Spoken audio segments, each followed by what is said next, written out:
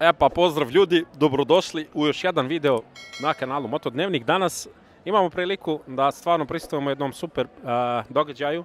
Sunce mi smeta, trebao sam da uzmem naočare, ali došli smo na prezentaciju najnovijeg Ducatija Panigale. Tako da organizacija Burnout je organizovala ovaj event u Beton hali u Infinity Lighthouse.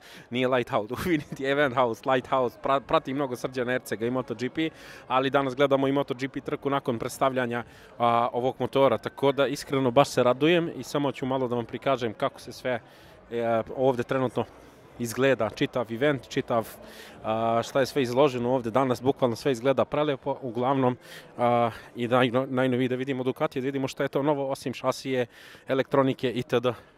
Mislim da je već krenuo neki govor, tako da treba da uđemo unutra. Idemo krenuti kameru, ljudi samo malo kratko da snimimo motoriće ispred Ducati branding Infinity House, da vidite gdje se događa ovaj događaj, gdje se organizuje ovaj događaj. Beton hala, odmah pored reke Save, danas je dan prelep, mnogo bajkera je došlo, neki motori su tu izloženi, ali idemo unutra, sad će da krene predstavljanje Panigalea V4S, tako da idemo to kratko da snimimo.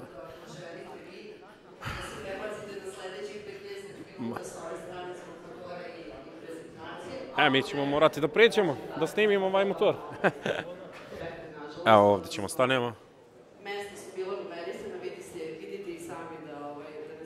Samo da snimimo malo okolo šta se sve dešava.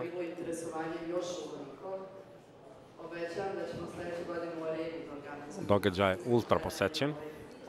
Svi vole Ducati, svi bi volele da voze Ducati.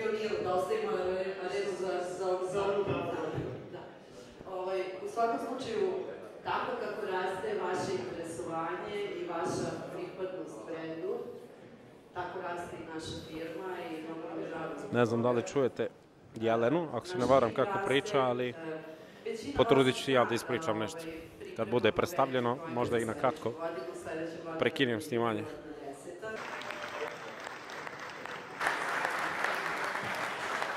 I kreće predstavljanje Ducatija, morat ćemo da čučnemo, a mislim negdje ovdje ispred.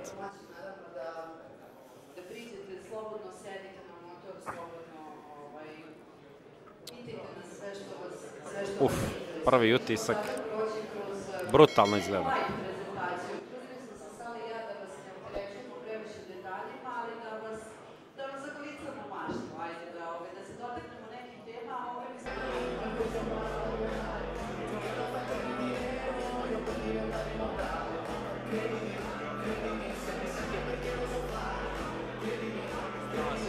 Strašan!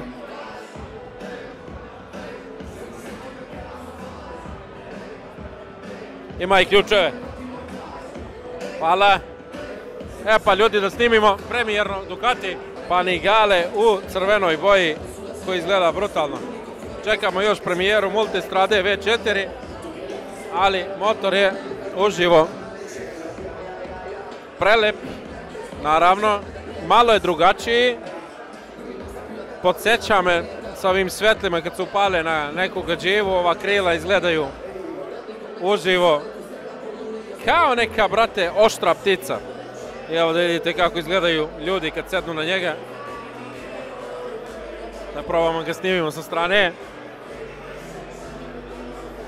Da vidimo swing arm, nova šasija, novi ram, Brembo style ima, Panigale V4. Snimit ćemo malo i kokpit. Super Corsa, gume na njemu, naravno. Malo mi nedostaje pozadi ovaj izgled, da se vidi ceo točak, cijela felma, to mi je malo bez veze što su makli, ali ovo je za sigurnost našu bolje, ali šta se radi. Kad sam seo na njemu, iskreno izgled je bio malo, mislio sam da će biti malo veći, ali izgleda sitno, kao nekako sitno, mislim, kao BMW S1000 RR, brate, znaš, tako da, zanimljivo. Ova sad svetlo bije mnogo crveno i mnogo crveno svetli, uživo nije baš, u stvari svetli toliko crveno, ali nije baš toliko. Da snimimo malo i s ove strane. Odavde je malo realnija boja.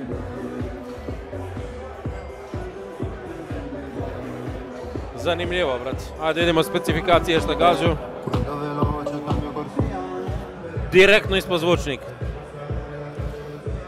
191 kg. Spreman za put, bez goriva. Visina sedišta 850. Malo je visok, da, to sam primetio kad sam se ja peo.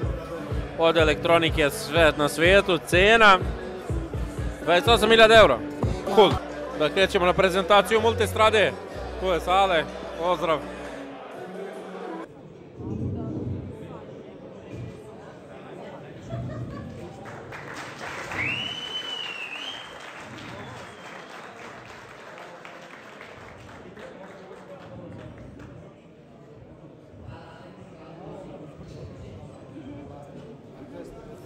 Boga mi, prvi utisak, Multistrada, brutalna u poređenju sa Panigalem.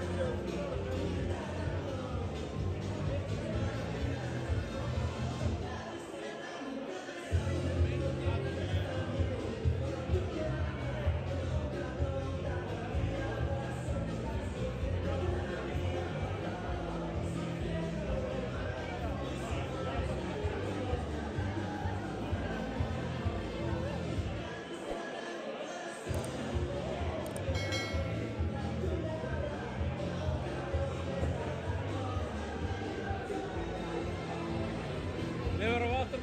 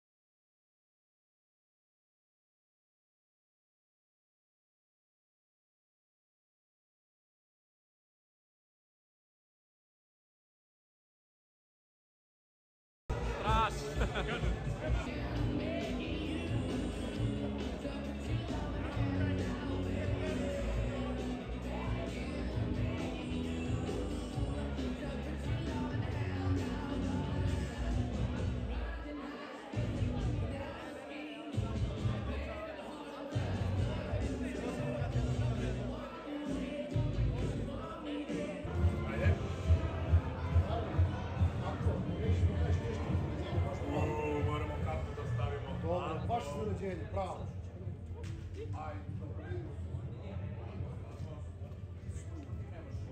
Ja sam izlušao samo da vidim da li će Luka da vidi gde sam ja parkirao. E pa ljudi, da sumiram utiske sa predstavljanja Panigale i Multistrade. Ja sam prvo napomenuo da će bude samo Panigale, u pitanju je bio i nova Multistrada koja, mislim, nema neki facelift, ali ima mnogo elektronskih unapređenja i nekih malih promjena na dizajnu koje su fenomenalne. Iskreno, mislim, da imam pare, kupio bi taj motor, brutalno izgleda, vidjeli ste kako mi izgleda, čuči mi kao fabrički, ali 30.000 eura je nešto što trenutno ne mogu priuštiti, možda nekad u životu, ali imam prijatelje koji će da kupi Multistradu baš tu, tako da možda bude prilike da je vidite na kanalu kad budem je uzeo možda na neki test ride ili nešto, tako da. U svakom slučaju, utisci sa događaja su super. Sve je super organizovano, malo mi je bilo krivo što čini mi se, pre svega srećan sam što je Jorge Martin osvojio Grand Prix titulu, za njega se navijao.